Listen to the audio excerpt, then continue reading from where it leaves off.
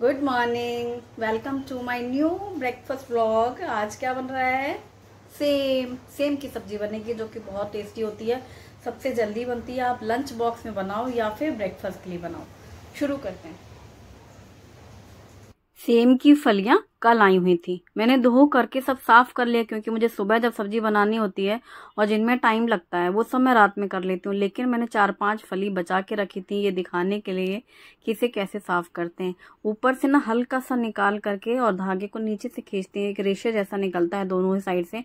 खोल कर चेक करते हैं कि कोई अंदर कीड़े वगैरह ना हो और इसमें जो बीजे होते हैं वो खाए जाते हैं। और इस तरीके से जो धागे जैसे रेशे निकलते हैं दोनों साइड से वो निकाल लेने चाहिए, क्योंकि वो अगर सब्जी में रहते हैं तो फिर खाने में चुभते हैं, वो रेशे दांतों में फंसते हैं, इसीलिए निकाले जाते हैं और खोल के देखे जाते हैं। सेम चपटी वाली भी आती है जिसमें बीजे नहीं होते, यहाँ पर ज़्यादातर यही वाली सेम मिलती है और फिर यही बनानी पड़ती है। ये सब्जी शुभी को बहुत पसंद थी, टिफ़िन में मैं उसको अक्सर ही स्कूल में दिया करती थी और उसके टिफ़िन से ये सब्जी खाली होके आती थी। और ये इसी सीज़न में आती है, सीजनल सब्जियां हमेशा 12 महीने नहीं मिलती है। सेम सेम के साथ में आलू, गाजर, मटर या कुछ भी आप मिक्स वेज जैसा भी बना सकते हैं बीन्स वगैरह डालकर। तो पहले तो मैंने एक आलू निकाला, छील करके उसके टुकड़े कर लिए और अब इसमें डालेंगे गाजर, क्योंकि जब मैं टमाटर निकालने गई तो मुझे गाजर दिखी फ्रिज में, तो मैंने सोचा गाजर भी डाल लेते हैं, क्यों वो रह जाए। तो गाजर बाद में निकाली मैंने, पहले एक ही आलू डाला। अब इसमें बारीक कटी हुई हरी मिर्ची, बारीक कटी हुई लहसुन और आलू तो पहले ही काट लिए, प्याज भी काट लिया है। और अब गाजर को भी छील कर छोटे छोटे टुकड़े कर लेंगे, आलू से भी छोटे, ताकि वो जल्दी से पक जाएं। सेम के मैंने 4-5 फली इसलिए बचा के रखी थी दिखाने को, क्योंकि लास्ट ईयर मुझे याद है मैं सेम साफ करके बनाती थी तो पूछते थे कि सेम दिखती कैसी है। तो इसीलिए दिखाने के लिए। अभी सरसों का तेल गरम हुआ, उसमें मैंने डाले हैं जीरा, बारीक कटी हुई लहसुन, बारीक कटी हुई हरी मिर्ची, हींग और बारीक कटी हुई प्याज। इन सब को डाल करके अच्छे से भून लेंगे। प्याज को बहुत ज़्यादा ऐसे डार्क नहीं करना, लेकिन सॉफ्ट सी हो जाए, कलर चेंज हो जाए। फिर ये कटे हुए आलू और छोटी छोटी कटी हुई गाजर, साथ में हल्दी और नमक स्वाद के अनुसार और हल्दी आधा चम्मच डाल के मिक्स करके पहले आलू और गाजर को अच्छे से भून लिया है। और गाजर और आलू को पहले पका लेंगे, इसलिए ढक भी दिया है, नमक डाला है तो जल्दी पकती हैं। और आंच को धीमी कर दिया है। इतनी देर में फिर मैंने यहाँ पर एक मुट्ठी ली है हरा धनिया, उसे बारीक काटा है। और जिस दिन हरा धनिया मैंने धुला था उस दिन एक कमेंट था, मुझे बड़ा मज़ा आया पढ़कर। उन्होंने कहा कि हमारे हरा धनिया बहुत महंगा है तो हम बहुत कम इस्तेमाल करते हैं, लेकिन जब आप डालती हैं तो हमें बहुत खुशी होती है, ऐसा लगता है खाना हम बना रहे हैं, धनिया आप डाल रही हो। अभी मैंने यहाँ पर एक टमाटर और धनिया पाउडर और मिर्ची पाउडर डाल करके अच्छे से मिक्स कर लिया है, भून लिया है। फिर सारी की सारी सेम जो हमने काट के रखी है उसे डाल देंगे। सेम को चाकू से काटने की ज़रूरत नहीं पड़ी, मैंने सारी हाथों से ही ऐसे तोड़ ली थी। और बस अब इसे सबको अच्छे से मिक्स करने के बाद 2-3 चम्मच मुश्किल से पानी डाला है और ढक दिया है। जैसे ही पानी डालते हैं तो भाप बनने लगती है कढ़ाई पे, और ढकने से फिर वो भाप में ही सब्ज़ी हमारी पक जाएगी। तो धीमी धीमी आंच में हमारी सब्ज़ी तैयार हो जाएगी। तब तक मैं यहाँ पर आटा लगा लेती हूँ पराठे के लिए।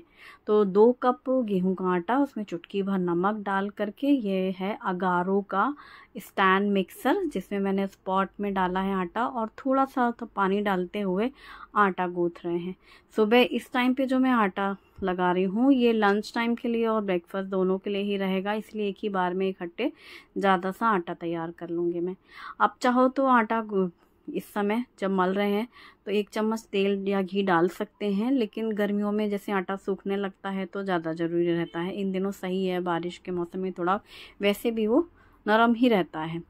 और बस आटा अच्छे से मल गया है, अब इसे निकाल लेंगे इस पॉट से और किसी भी बर्तन में ऐसे ढक कर के रख देंगे ना तो सूखता नहीं है आटा और रोटियां भी नरम बनेंगी ही। तो बस इसमें बाद में भी आप अप्लाई कर सकते हो ऑयल, मैंने कुछ भी नहीं लगाया है, बस इस तरीके से एक बॉक्स में ले करके ढक के रख देंगे। तो बस अब उसी में आटा गूँथ गया पॉट में, तो बस थाली की भी ज़रूरत नहीं पड़ती, इस डब्बे में मैंने आटा ढक के रख दिया।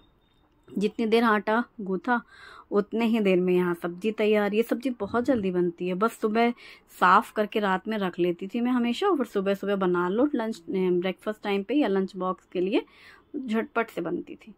क्योंकि मेन तो रेशे निकालने में टाइम लगता है। सब्जी अच्छे से पक चुकी है, भुन चुकी है, लास्ट में डाला है हरा धनिया और मिक्स कर दिया है, सब्जी रेडी। इस सब्जी को ब्रेकफास्ट में पराठे के साथ अच्छी लगती है, लंच बॉक्स में चपाती पराठे के साथ, या लंच टाइम पे आप दाल राइस के साथ खाओ, बहुत टेस्टी लगती है। हाँ, लंच में मैं दाल राइस ही बनाऊंगी, इसीलिए सुबह सब्जी इकट्ठे बनती है नाश्ते के हिसाब से और फिर पराठे के लिए। अभी मैंने एक बड़ी चपाती बेल कर हल्का सा उसमें घी या तेल लगाकर सूखा आटा डस्ट करके जब आप फोल्ड करोगे ना ट्रायंगल शेप में, तो ये पराठा बहुत ही अच्छी लेयर खुलती है, खाने में टेस्टी लगता है, हल्का लगता है, क्योंकि पूरा पराठा ऐसे 2 परत में खुल जाता है। तो ऐसे पराठे गरम भी अच्छे लगते हैं और टिफ़िन में भी अच्छे लगते हैं, वो सॉफ्ट भी रहते हैं। ज़्यादा करारा नहीं करो तो वो सॉफ्ट रहेंगे, और जब खाना है इसी टाइम पे तब थोड़ा सा करारा करारा सा सेंक दो तो बढ़िया लगता है। और क्या बोलूँ पराठे सीख रहे हैं गर्मा गर्म। आज यही नाश्ता करके हस्बैंड को ड्यूटी जाना था, तो इसलिए मैंने सुबह से जल्दी से शुरू किया काम कि नाश्ता करके निकलेंगे वो, और शुभम का तो रहेगा ही लंच बॉक्स के लिए। तो ये पराठे एक के बाद एक गर्मा गर्म बनते जा रहे हैं, और इसको जिससे मैं पराठा सेकती हूँ ना हल्का सा प्रेस करते हुए, इससे पराठे अच्छे सेकते हैं, मुझे आदत है इसी से, पलटे से। और ये देखो जैसे ही मैंने ऐसे सेंका और बीच का जो दिखा रही हूँ ना परत ऐसे निकलेगी, तो 2 परत के पराठे खुल जाते हैं।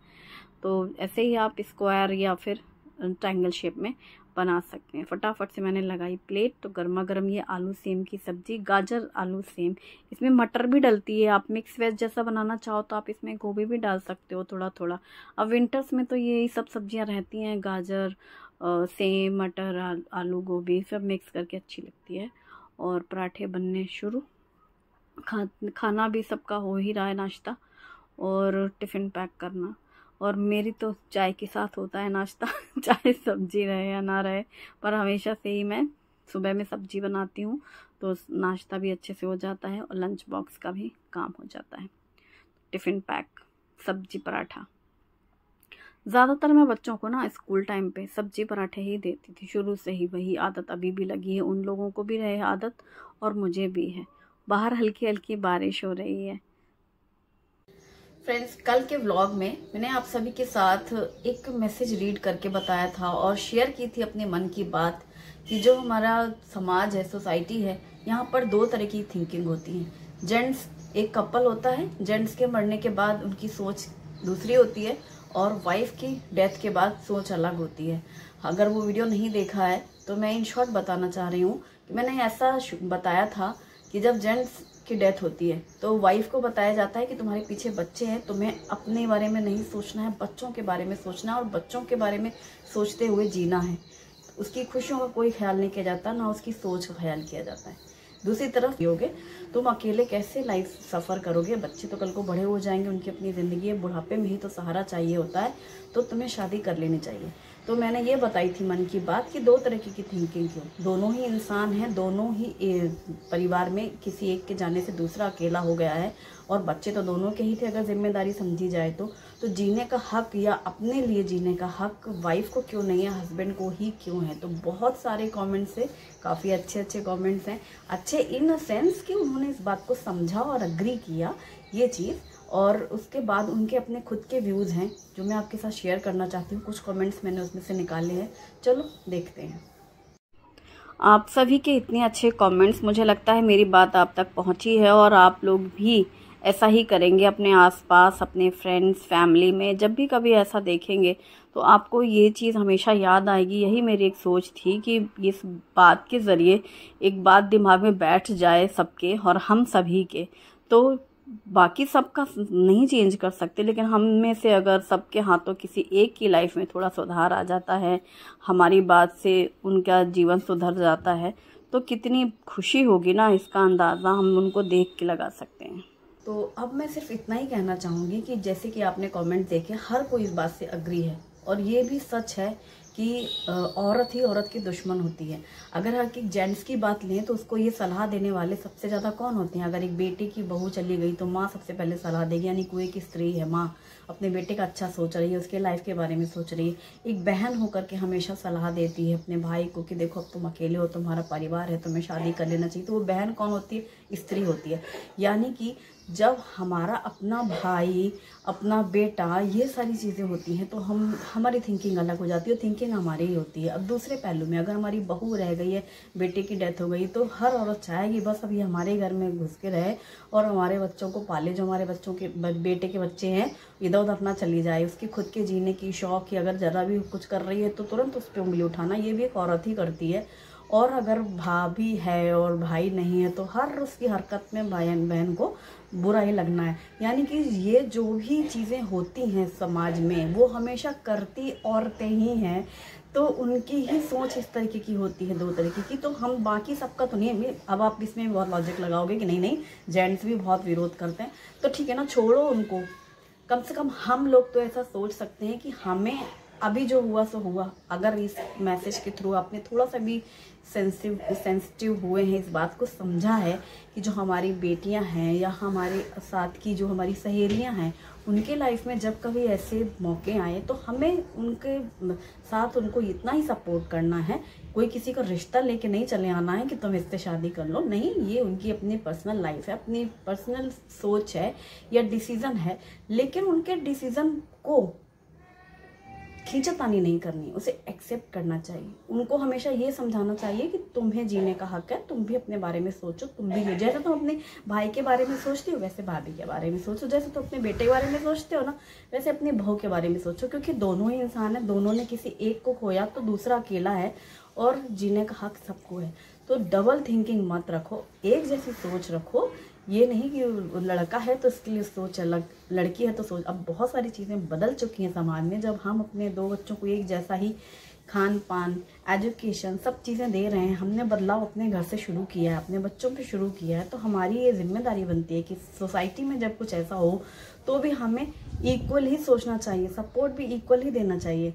आप उसको पुश मत करो कि अरे तुम जाओ अब शादी वादी करो, पति तो चला गया, ये मत करो। लेकिन ये भी मत करो कि तुम अब क्यों सच धज रही हो, तुम्हें अब किसके लिए जीना है, तुम्हें ये उस तरह की जो मेंटालिटी मैंने कल शेयर की थी वो चीज़ नहीं करनी है। अगर कल का व्लॉग नहीं देखा है तो ज़रूर देखना, और आज का वीडियो पसंद आया तो वीडियो को लाइक करना और मेरे चैनल को सब्सक्राइब ज़रूर करना। Thanks for watching, bye bye.